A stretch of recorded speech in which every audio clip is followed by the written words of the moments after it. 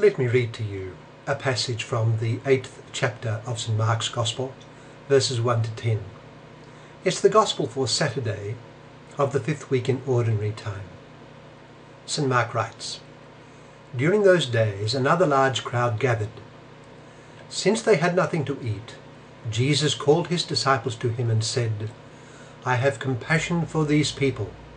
They have already been with me 3 days and have nothing to eat. If I send them home hungry, they will collapse on the way, because some of them have come a long distance.' His disciples answered, 'But where in this remote place can anyone get enough bread to feed them?' 'How many loaves do you have?' Jesus asked. 7, they replied. He told the crowd to sit down on the ground. When he had taken the 7 loaves and given thanks, he broke them and gave them to his disciples to set before the people, and they did so. They had a few small fish as well. He gave thanks for them also, and told the disciples to distribute them. The people ate and were satisfied. Afterwards the disciples picked up 7 basketfuls of broken pieces that were left over. About 4,000 men were present, and having sent them away, he got into the boat with his disciples and went to the region of Dalmanutha. That's from Mark chapter 8, verses 1 to 10. What does this suggest to us? Well, there is something our Lord says in our gospel passage today that I've just read, that prompts reflection. I quote, "I have compassion on these people," he says. "If I send them home hungry, they will collapse on the way." It reminds us, surely, of the burdens and afflictions weighing on man. That is to say, it reminds us of the original fall. You know, in about 2003, a reporter by the name of Margaret Wertheim had a conversation with Father George Coyne of the Vatican Observatory. She asked him whether he thought there was intelligent life elsewhere in the universe. The priest suggested that, and I quote, "Each star is fired with a propensity for life, but there is no reason to think that any of them have achieved this. Perhaps," he thought, "out there is nothing but vast clouds of gas and billions of nuclear fireballs that never reach a biological threshold. But," he thought, "perhaps that threshold has been reached, and somewhere in the void of cosmological space there are others looking out for us."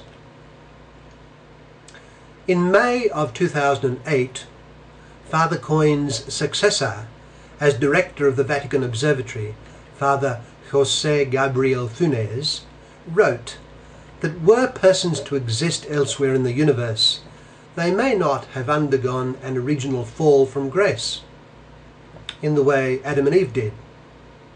St. Paul writes in the letter to the Romans that sin entered the world through one man, and with the entry of sin, death spread to all. If there were not to have been an original sin in a race, the question arises in our minds about the sense in which death and its ramifications would be present among them.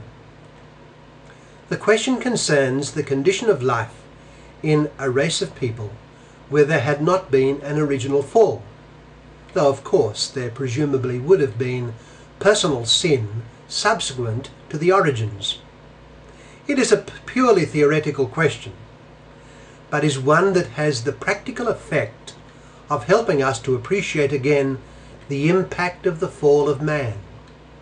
To imagine a race that did not experience an original fall helps us to appreciate the catastrophe of original sin in our vast human family, and the prodigious character of Christ's work of taking away the sin of the world. The sufferings that afflict our race have ultimately come from the original fall. I suggest that thoughts such as these can be prompted by our contemplating our Lord's concern for the people in our gospel passage today. They were hungry, and if they were sent away, they could collapse on the way. It is a small detail, but it represents in its own way the common human condition subject to death. subject to sufferings, and subject to evils. Our life is radically precarious and vulnerable to countless threats from within and from without. For example, after a few days of miscalculation, a whole group of persons can be threatened with starvation. If it is not starvation, it might be thirst. If it is not the lack of food and drink which threatens life, it could be hostile attacks from other men. It might be something entirely interior which threatens life, such as a simple heart attack. These are threats to life, but there are also countless threats to happiness and well-being. Why does life have to be like this? Why does man not possess full happiness and full flourishing here on earth? Why is he liable to collapse on the way, as we read in the Gospel? Mysteriously, it was because of the original fall of man that sin entered the world, and with sin came death, and death has spread to the whole human race.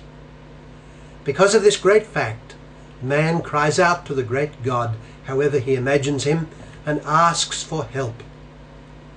And thus does religion pervade the cultures and societies of man. But where is the answer to this great and persistent cry? Man lives on hope, but in fact, more than hope is possible. God has intervened and come to dwell among us. The Word became flesh and dwelt among us. His glory was seen, the glory of the only begotten of the Father, full of grace and truth.